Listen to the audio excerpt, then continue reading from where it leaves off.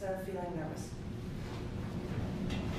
I didn't know how many occasions would be obvious and apparent. I didn't know how nice it would be to have you around, even if I never made the effort to visit you. You know, my sister said it would be nice if I moved to where I grew up, because even though we don't see each other all that often, it would be nice to know that I was close enough.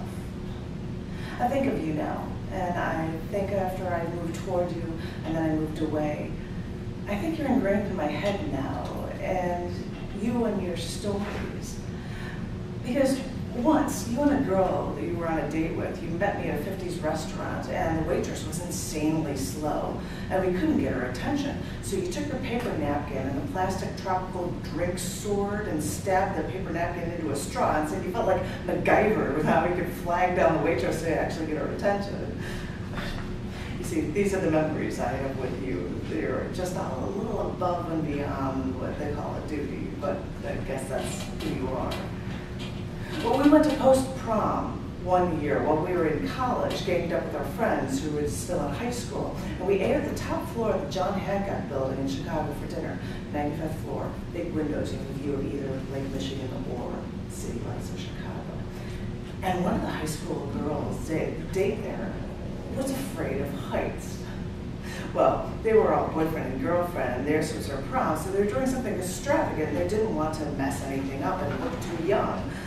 Versus you and I, of course, who knew everything at the ripe old age of 19, and we were there feeding each other portions of our food, and they were so shocked with us, but we weren't interrupting anyone, and we thought we were doing nothing wrong, and lo and behold, we were having fun.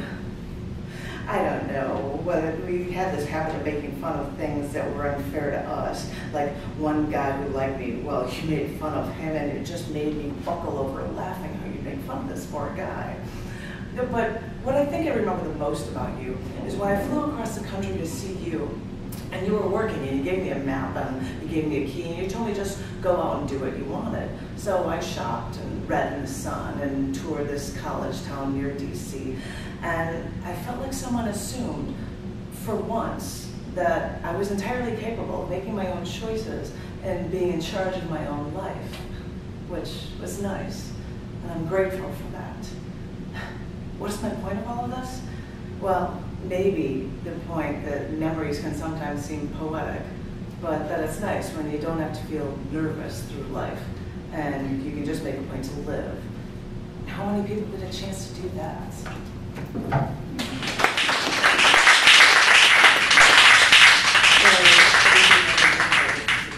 I got a bunch from college. I'm prefacing this, I didn't do this before. I get a bunch that says, I got a phone call. All it said was, I know what you did. And I got a bunch of these things all at once. And so I decided, by getting this thing of people freaked out because they're getting phone calls, to write this poem kind of on that theme, and it's called Kinds of Torture. Note how no flowers are delivered to you for the 6 weeks you recover from almost being killed. You had to be in another country when you were strangled before you escaped, scraped elbows and bloody knees. You even kept the sexual assault that you endured to yourself, because really, who can you trust? I know, you can stand up for yourself. You keep saying that. There's always a fine line that you've drawn. You reveal yourself to the outside world. You keep yourself, but you keep a part of yourself closed away. You're on everyone's webpage. You're on every webpage. I know. I think it took you 20 years, though, to actually get your own cell phone. Necessity is what you say. But now that you got it, you cherish it maniacally.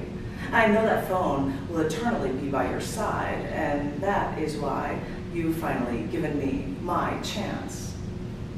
I picked a random time. 9 a.m. sounds fine. I'll dial that magical number of yours.